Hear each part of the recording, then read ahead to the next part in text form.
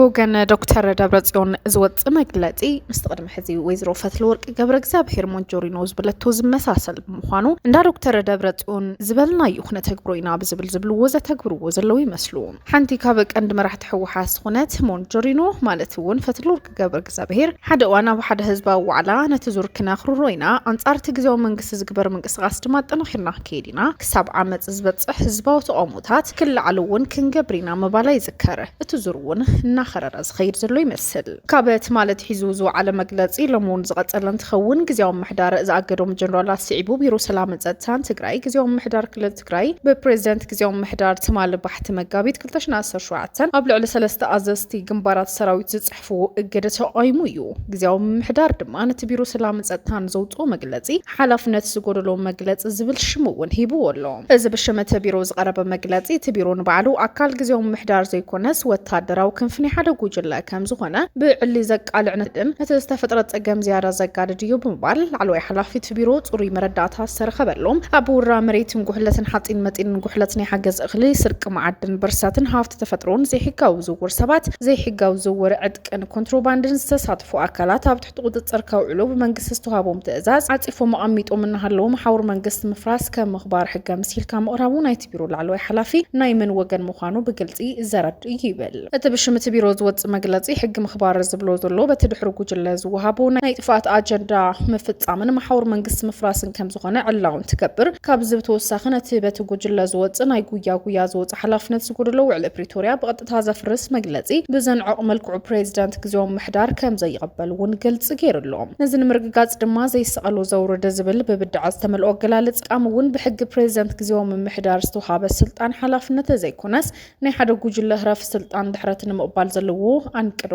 ክንዴናይ ከም ዝኸደውን በዘይ ሕንገት ድማ ኣቐሚጡሎ ይብል ብድምር እንትርአት መግለጽ ናይ መንግስታዊ ማሕበር ዘይኮነስ ናይ ትድሕሪ ጉጅለ ቅዳሕ እዩ ዝበለ ግዚያዊ ምሕዳር ትግራይ እዚ ድማ ሕጋዊ ሞራላዊ ፖለቲካዊ ቅቡልነት ዘይብሉ ስለዝኾነ ብህጹጽ ክእረማ ኣለዎ ኢሉ እንተኾይኑ ግን ስዒቦም ዝመጹ ነገራት ሙሉእ ሓላፍነት ዝወስድ እቲ ብሽም ቢሮ መግለጽ ዘውፅአ ላዕለዋይ መሪሕነት ናይቲ ቢሮ ከም ዝኾነ ኣብ ውሽጥን ኣብ ደገን ዘሎ ህዝቢ ብግልጽ ክፈልጦ ይግባእ ክብል እውን ቅድሚ ሰዓታት እውን ኣፍሊጡሎ ብርግጽ ኣብ ትግራይ መረጻ ክሳብ ዝካየድ ስሩዕ ምሕዳር ክሳብ ዝምስረት እቲ ግዚያዊ ምሕዳር ከም ዝቕጽል ቀዳማይ ሚኒስትር አብይ አሕመድ ዘፍለጠን ትኸውን ብዶክተር ደብረጽዮን ገብረ ሚካኤል ዝምራሕ ሕወሓት ቅድሚ መዓልታት ኣብ ዝዘርግሖ መግለጽ ንመራሕቲ ግዚያዊ ምሕዳር ብብሄራዊ ክሕደት እውን ከሲሱሎ መግለጽ ብጌታቸው ረዳ ዝምራሕ ጉጅለ ሕወሓት ንጉጅለ ዶክተር ደብረጽዮን ገብረ ሚካኤል ዓመፀኛ ጉጅለ ብምባል ይዝናፎ እቲ ኣብ መንጎ ላዕለዎት መራሕቲ ዝተፈጥረ ዘይምርዳእ እናገደደ ብምዃኑ ብክልቲኡ ወገን ብቑሉዕ ክካሰሱን እንሕድሕዶም መጠንቀቕታ ክወሃሃቡ ጸኒሖም ኣለውን እውን እዚ ኣብ መንጎ ዓረገ ዝቕጽል ዘሎ ወጥሪ ናብ ሓይልታት ትግራይ ልሒቑ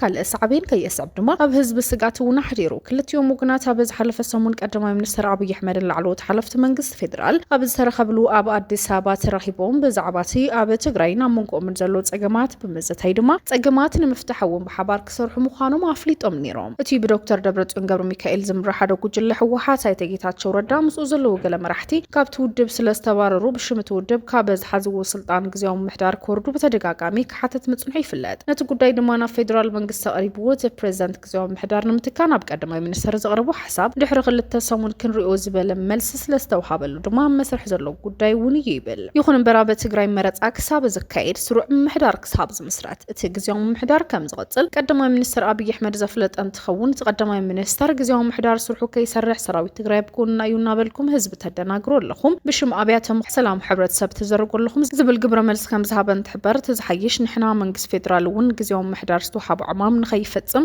ግቡእ ብምልኣት ተዋፂና ኢና ኣይንብልን ክንገድፎ እዩ ዝግባእ ይብሉ ንመሪሕነት ግዚያዊ ምሕዳር ዝኸስስ ደብረጽዮን ዝመርሖ ሕወሓት ግን ብሄራዊ ክሕደት ዝፍጽም ዘሎ ጉጅለ ብሄራዊ ረብሓ ትግራይ ሓሊፉ ብምሃብ ናብ መንግስቲ ኢትዮጵያ በዘቐረቦም ሕቶታት ስም ሕወሓት ዘጸለመ እዩ ይብል ኣብ መግለጺኡ እቶም ናብ ፌደራል መንግስቲ ዝቐረቡ ሕቶታት ዝበሎም ድማ ስም ሰራዊት ትግራይ ዘጸልሙ መስርሕ ምፍታሕ ኣጽዋር ምጥያሽ ዲዲአር ብምቅልጣፍ ድማ ሓይልታት ጸጥታ ትግራይ ዕጥቂ ክፈትሕ ይገብር ኣሎ ክብል እውን ኣብ መግለጺ ይቕመጥ ብተወሳኺ ሰራዊት ትግራይ ናብ ሰራዊት ሰራዊት ኢትዮጵያ ክጽምበር ዝብል ሓሳብ ከም ዝቀረበ መስርሕ ዲዲአር ክሳብ ዘትግበር ድማ ዕጡቃት ትግራይ ኣብ ትሕቲ ግዜያዊ ምሕዳር ትግራይ ክኾኑ ከም ዝጠልብ ብምጥቃስ ኣብቶም ጥልመት ዝበሎም ጉዳያት ኣስፊሩ ኣብ እዋን ፕሬዝደንት ግዜያዊ ምሕዳር ትግራይ ኮይኑ ንትግራይ ዘመሓድር ዘሎ ኣይተ ጌታቸው ረዳ ህወሓት ብወገኑ ነቶም ክስታት መልሲ ዝሃበ መግለጺ ትማል እውን ዘርጊሑ እዩ ነቲ በበዓል ዶክተር ደብረጽዮን ዝምራሕ ህወሓት ፋልል ጉጅለ ክብል በመግላጽ ውዕሊ ፕሪቶርያ ተፈጻምነት ከይህልዎ ከተዓናቅፍ ከም ዝጸንሐ እውን ከሲሱሎም መግለጺ ኣይተ ጌታቸው ረዳ ዝመርሑ ህወሓት ነቲ ዝኸሰሶ መሪሕነት ዓመፀኛ ጉጅለ በመባል ንህዝቢ ትግራይ ምስ መንግስቲ ፌደራል ኣብ ቀጻሊ ምትፍናን ንኽእትዎ ሓደገኛ መንገዲ ሒዙሎ ግዜያዊ ምሕዳር ፖለቲካዊ ህዝባዊ ድጋፍ ረኺቡ ተልእኮ ቀልጢፉ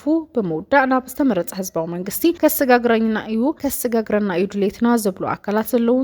እንትኾነ ግን ብሓደ ሓደ ኣካላት ብዶክተር ደብረጽዮን ዝምራሕ ህወሓት ዝውፅኦ መግለጺ ናይ ውግእ ኣዋጅ ክብል ዝገልጽዎ እንትኾኑ ጸገሞም ኮፍ ኢሎም ብዘተኽፈትሑ ምተገበአም ስልጣን ብምምንጣል ብምጽርራፍ ክኸውን የብሉን ይብሉ ቀንዲ ጸገም ህወሓት ብዶክተር ደብረጽዮን ዝምራሕ ሰራዊት ምሳያሉ ህዝብናተ እዩ ምባሉ ቤት ፍርድን ካልእ እውን ከምናቱ ስለዝቆጽር እዩ ክብል እውን የርድ ብምቕጻል እውን ከምቲ ዝብልዎ ሰራዊት ትግራይ ምስኦም ተሰሊፉ እንተኮይኑ ናብ ኩናት ምእታው ዘጠራጥር ከም ዘይኮነ ብሓቂ ግን እቲ ሰራዊት ከምኡ ዲ ዝደሊ ዝብል ክርአ ዘለዎ ጉዳይ ምዃኑ እውን የስምርሉ እቲ ሰራዊት ኣብ ልዕሊ ግዜያዊ ምሕዳር ዕልዋት ተፈጺሙ ዘይዛርዕ ዕግርግር መወዳእታ ዘይብሉ ምጥፋእ ከምጽእ እዩ ስለዚ ድማ ነዚ እንተዝሓስብዎ ብልዝብ እንተዝፈትሕዎ ዝብል ስጋታት እውን ቀሪቦም እዮም